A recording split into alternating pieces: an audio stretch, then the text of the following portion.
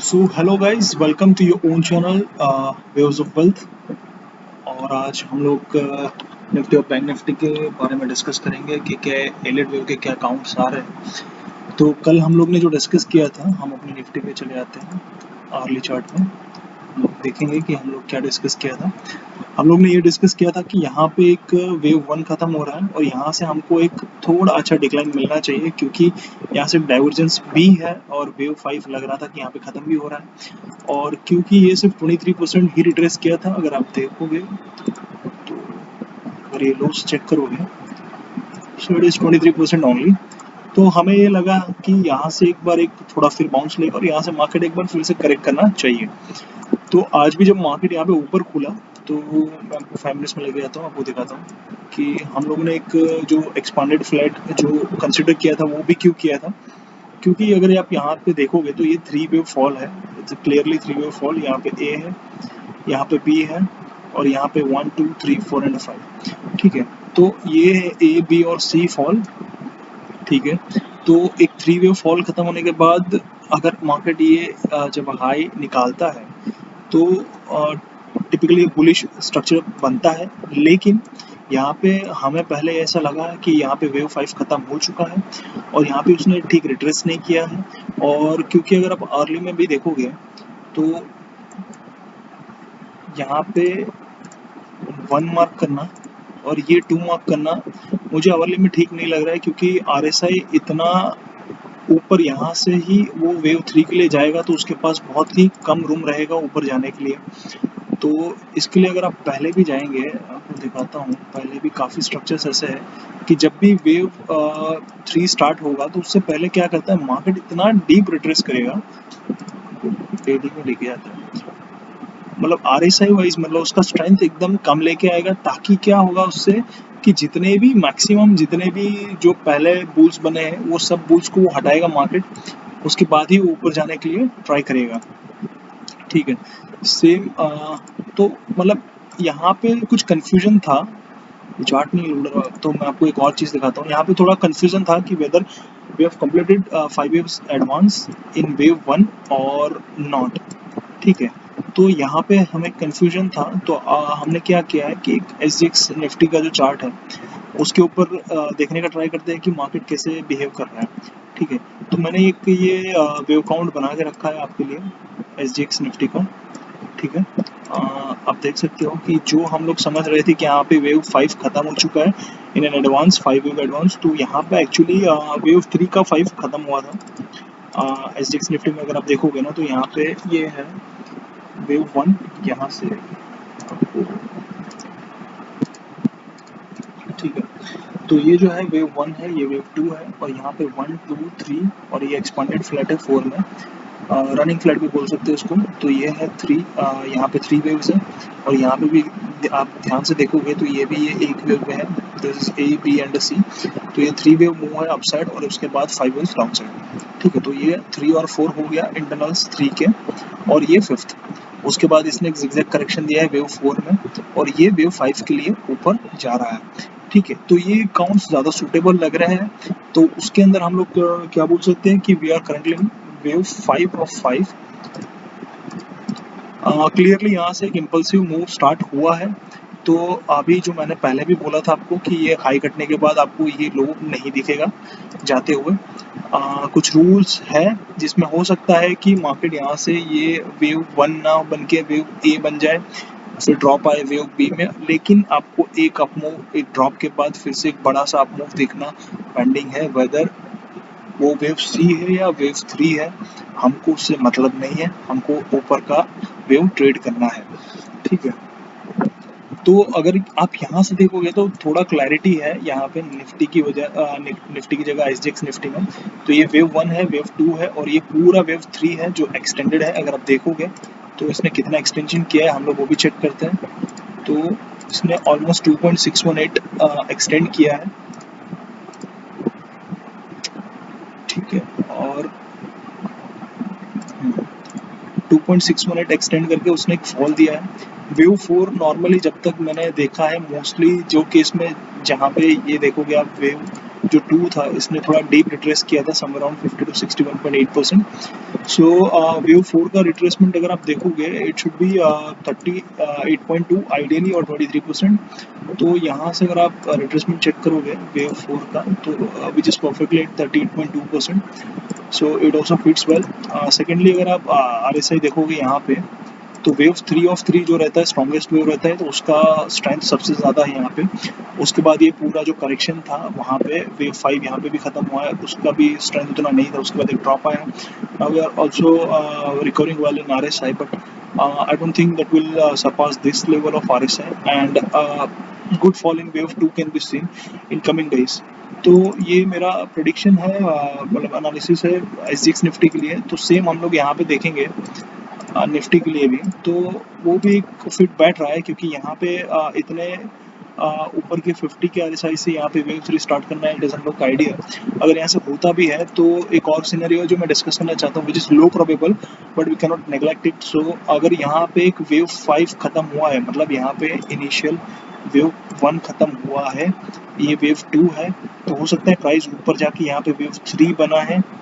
Wave 3 मैं expect कर रहा हूँ विच will B shorter than wave 1. तो हो सकता है कि वेव 4 यहाँ पे ऊपर ख़त्म हो और वेव 5 यहाँ पे ख़त्म हो. ठीक है, मतलब जो लॉन्गेस्ट वेव रहेगा दैट विल बी वेव 1.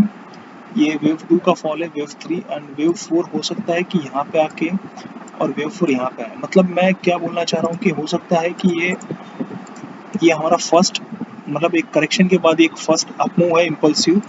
तो हो सकता है कि मार्केट यहाँ पे आपको एक लीडिंग डायगोनल जैसा स्ट्रक्चर दिखाए. ठीक है, जिसमें आपको ऐसा स्ट्रक्चर दिख सकता है, बट ये हम लोग सेकेंडरी स्ट्रक्चर रखेंगे. अभी जो मुझे लग रहा है कि यहाँ पे एक जो SGX निफ्टी जो हमको इंडिकेट कर रहा था उसी हिसाब से हम देखेंगे यहाँ पे. तो यहाँ पे हमारा वेव 1 है, ये वेव 2 है, यहाँ पे है ये 1 2 3 4 एंड 5 फॉर वेव 3, ये वेव 4 है और वेव 5 के लिए हम लोग जा रहे हैं. ठीक है, तो उसके लिए हम लोग ट्रेड कैसे करना है मैं आपको दिखाता हूँ 15 मिनट्स में. कि यहाँ पे हमारा वेव 1 खत्म हुआ है, समाप्त कर देता हूँ. ये है 1 2 3 4 5, यहाँ पे वेव 1 खत्म हुआ है, ये वेव 2 है, ये वेव 3 यहाँ पे खत्म हुआ है, वेव 4 है और वेव 5 ऊपर की तरफ जा रहा है.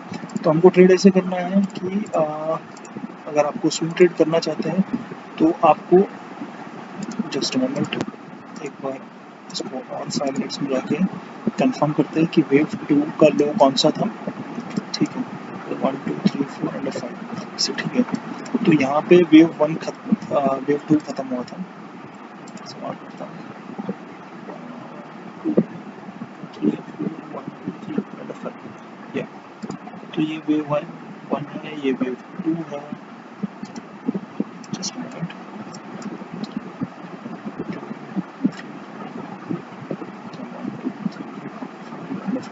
या तो यहाँ पे हमारा वेव 1 खत्म हुआ है, यहाँ से स्टार्ट करेंगे. दिस इज वेव 1, वेव 2, ये वेव 3 है, ये वेव 4 है और वेव 5 में हम लोग जा रहे हैं. तो हमको क्या करना है, हमको वेव 2 का लो और वेव 4 का लो मार्क कर देना और आप 30 मिनट्स में चले जाइए. ये ट्रेंड लाइन को आपको देखना है. जब ये ट्रेंड लाइन ब्रेक होगी, एक आइडियल सिनेरियो ऐसा होता है, आपको हर बार मिलेगा ज़रूरी नहीं है, बट ये आपको एक सिनेरियो में बताता हूँ कैसे एक्ट होता है ये ट्रेंड लाइन्स. ठीक है, ये जैसे 1 2 3 4 एंड 5 है, आपको 2 और 4 की ट्रेंड लाइन ड्रॉ करनी है. जैसे ही करेक्शन स्टार्ट होता है वो कैसे स्टार्ट होगा वो भी आपको दिखाता हूँ. ये आपकी ट्रेंड लाइन पहले ब्रेक होगी यहाँ से.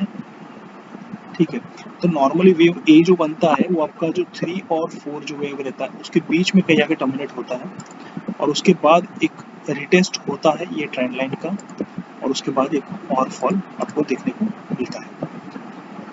ठीक है, तो इस तरह से आपको ABC करेक्शन मिलता है 5 इयर्स के बाद में.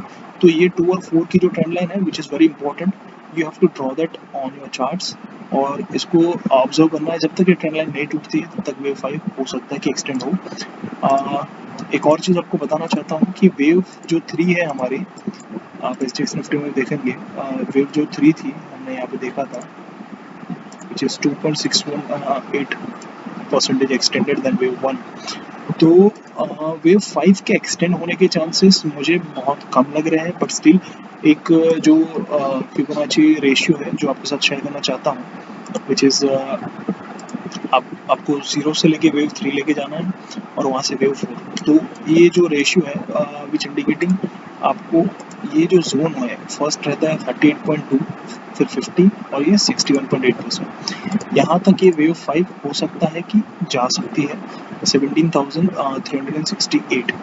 यहाँ पे जाके ही फिर आपको हो सकता है कि एक रिवर्सल देखने को मिले, लेकिन this speed I don't think which will be faster as shown in SGX। यहाँ पे काफ़ी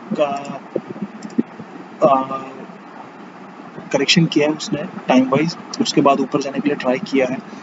तो हो सकता है कि स्पीड उतनी फास्ट ना हो जैसे यहाँ पे दिख रही है।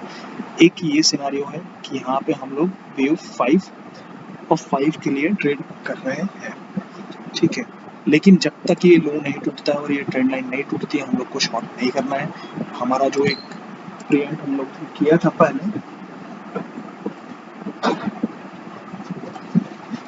कि यहाँ पे वेव 5 खत्म हुई है, तो वेव 5 यहाँ पे खत्म नहीं हुई है, ये 5th खत्म हुई है वेव 3 की, ठीक है। तो निफ्टी में हो गया। अभी हम लोग बैंक निफ्टी देखते हैं। बैंक निफ्टी में देखेंगे, ठीक है। पहले तो मैं रिमूव कर देता हूँ। कल हम लोग ने जो एनालिसिस किया था उस एनालिसिस के हिसाब से हम लोग क्या देखा था कि यहाँ पे एक वेव 1 खत्म हुई है, wave 2, this wave 3, this wave 4 and wave 5, और यहाँ से जो फॉल आया था that is the fall for larger degree wave 2, और उसके बाद ये फॉल भी 23% ही हुआ है। ऐसा कोई रूल नहीं है कि ये 23% नहीं हो सकता है, बट नॉर्मली जो वेव 2 रहता है वो डीप रिट्रेस होता है, क्योंकि इतने बड़े फॉल के बाद जो पैसिमिज्म रहता है वो बहुत ही ज़्यादा रहता है। तो ये जो फॉल आता है उसमें काफ़ी जो रिटेलर्स है, जो वीक हैंड्स है, उन लोग को वो निकालने के लिए ट्राई करते हैं, उसके बाद ही एक फ्रेश रिलीज स्टार्ट होती है। दूसरा एक चीज़ ये है कि इसका भी RSI आप देखोगे तो इतना मतलब यहाँ पे इतना हाई RSI है 1 आवर की, और ठीक है। यहाँ से ये RSI से वेव 3 स्टार्ट होना मैंने कभी देखा नहीं है, और मुझे स्टिल डाउट लग रहा है कि यहाँ से हम लोग एक नई फ्रेश रैली वेव 3 की यहाँ से स्टार्ट कर सकते हैं। Again keeping the facts on check कि हो सकता है कि यहाँ पे एक वेव 1 खत्म हुआ है, वेव 2 खत्म हुआ है, हम लोग यहाँ से हो सकता है कि एक लीडिंग डायगोनल फॉर्म करें, ठीक है। वो प्रोबेबिलिटी को हम लोग इग्नोर नहीं कर सकते हैं कि यहाँ से एक लीडिंग डायगोनल फॉर्म हो। दिस इज वेव 1 2, देन आपको दिखाता हूँ कैसे हो सकता है। यहाँ से पूरा ही वेव 1 खत्म हुआ है, ये वेव 2, देन ये यहाँ पे वेव 3 बने, वेव 4 बने, यहाँ थोड़ा नीचे आके एंड वेव 5, ठीक है। हो सकता है कि कैसा लीडिंग डायगोनल भी फॉर्म हो, ये प्रोबेबिलिटी को इग्नोर नहीं कर सकते हैं। बट ये हमारा सेकेंडरी काउंट्स है। फर्स्ट काउंट जो हम लोग सेम जो निफ्टी में रखा था सेम बैंक निफ्टी में भी रखेंगे कि ये वेव 1 यहाँ पे खत्म हुई, 15 मिनट्स में जाएंगे, ठीक है। तो यहाँ पे हमारा वेव 1 खत्म हुआ है, दिस इज वेव 2, ये हमारा वेव 3 खत्म हुआ है, दिस इज वेव 4, और वेव 5 के लिए हम लोग जा रहे हैं। सेम आपको यहाँ पे भी 2 और 4 का ट्रेंड लाइन ड्रॉ कर देना है। जब तक ये ट्रेंड लाइन इंटैक्ट है तब तक शॉर्ट नहीं करना है, और जब भी ये ट्रेंड लाइन टूटता है उसके बाद ही हमको फ्रेश शॉर्ट पोजीशंस इनिशिएट करनी है for deeper correction in wave 2, larger degree wave 2। तो आज की वीडियो में इतना ही रखते हैं। अगर आपको चैनल अच्छा लग रहा है, आपको कुछ इन्फॉर्मेशन ऐड ऑन हो रही है, आपकी नॉलेज में आपका नॉलेज बढ़ रहा है, तो प्लीज़ चैनल को सब्सक्राइब कीजिए, और अगर आपने टेलीग्राम चैनल ज्वाइन नहीं किया है तो लिंक डिस्क्रिप्शन में ज्वाइन कीजिए।